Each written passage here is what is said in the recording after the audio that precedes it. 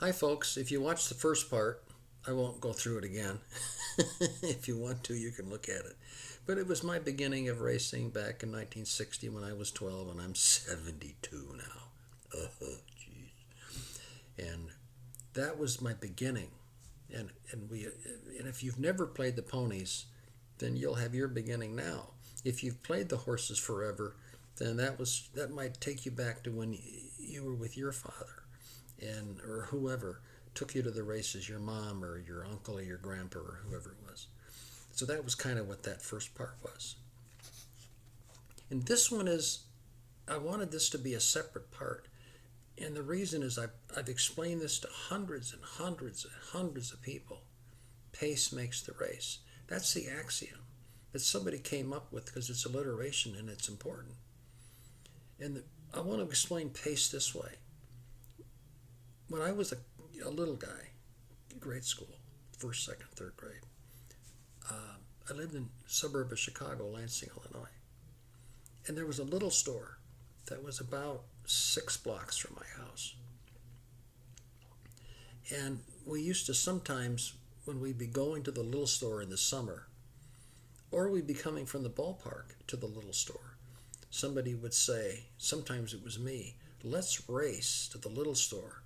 And the last person there has to buy penny candy for everybody. And we're talking about the 50s of penny candy. Sometimes, people had like hardly any money. And people, oh, okay, yeah, Murph, that's great, okay, good. Sometimes I'd lose because I ran slow for whatever reason.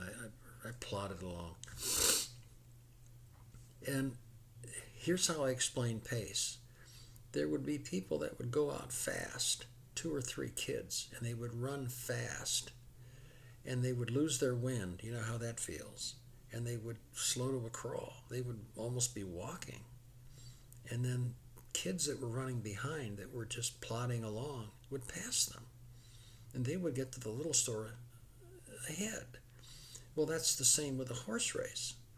With a horse, in a horse race, if a horse is pushed early and a horse goes too fast, let's say a 6 furlong race, and I don't want to get too technical because I just want to explain what pace is. But a furlong is an eighth of a mile. So a 6 furlong race and a 5 furlong race, they're considered sprints. 7 furlongs is still a sprint, kind of. And then when you get to a mile, that's 8 furlongs. That's getting into a distance race. But a 6 furlong race, and if let's say at most tracks, dirt tracks, say you go 22 and 2. Well, that's clipping along pretty good. But what if you go 23 and 2? Well, that's a second slower at the quarter. Then what about at the half? What if you go 44 and 2 for the half? Well, what about 45 and 2?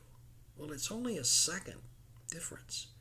But that's all the difference you might need for your horse to have something left in the stretch to finish and to not get that feeling that you can't breathe. That's pace. And so the first thing you do when you get your racing form and you're looking at the first race, the first thing you do, literally, is you go down and see, and I don't want to get too technical about sprint speed and route speed, but check and see from the first horse to the last horse in, say, a 10-horse field. How often does this horse want to be in front at the break? And how often does the second horse want to be in front at the break? And you just go through that, and you'll get a feeling by the time you get to the 10th horse, how many horses want to be in front most of the time. Some horses hardly ever do, and some horses almost always do. Well, if you have only 1 or 2 alwayses, the winner might be coming from those 2. There's a very good chance that your handicapping might be done. That's what I concluded many, many decades ago. And that's what really helped my handicapping and sped up my handicapping, was that very fact. The fact that if there's only 1 or 2 speeds, then I'm kind of done. Because pace makes up for the fact that you might not be as good as the horse behind you. Because if you can go slow and control the front speed, because the other horses can't go fast like you can, and you can slow it down at the front, you're going to have something left at the end. Now, these better horses are going to be closing on you, but you've got something left, and you controlled it from the beginning. You see what I mean? And so pace makes the race is to me, the most important thing in racing. It's more important than class and actual ability, because I've caught so many long shots in my life, and most of the long shots come from when there's a pace battle. Either there's too much front speed and I hit a long shot from off the pace, or there's hardly any front speed, and people, for whatever reason, they don't play a horse because the horse is going way up in class, and the horse is like lone speed. In fact, I hit a $2,400 double at Portland Meadows back in, it would have been like 80, I'm going to say 87, oh wait, maybe 88, 87, 88, something like that. And it was tremendous. And Cavarun was the horse's name, and he was lone speed in an 8-horse field. No, 10-horse field. He was the 10 horse. And I couldn't figure out, it was sloppy track. He went off at 40 or 50 to 1, and he was lone speed, and it made no sense. And the only thing I could come up with is his last two races had been lousy, but he was the only horse that had ever shown any front speed in his life. And the year before, he had done the same pattern, and he won.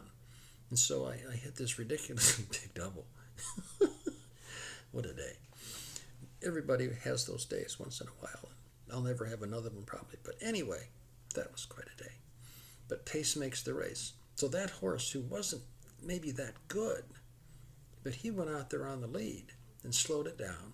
And I remember looking at the fractions, and they were crawling. It was slow.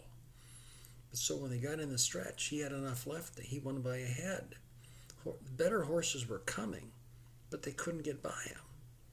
And I won all that money. So pace makes the race. And I emphasize that, and I want you to think about that, and I want you to think about when you were a kid and the running that you did, and when you lose your wind.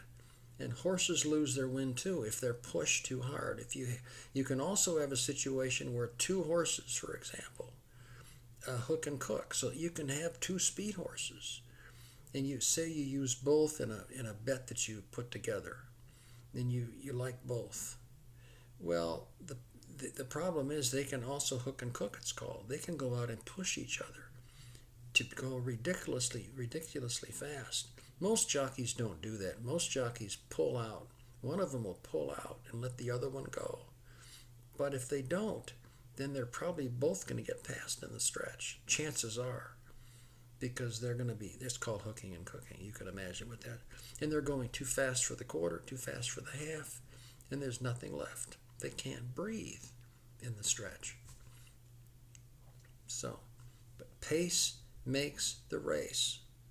And I wanted this as a separate section because I think it's 50% or more of your handicapping that we'll talk more about next. The next section is your beginnings in handicapping and how you can learn to be a handicapper and to play the horses and to win money. So that's next time, and good talking to you.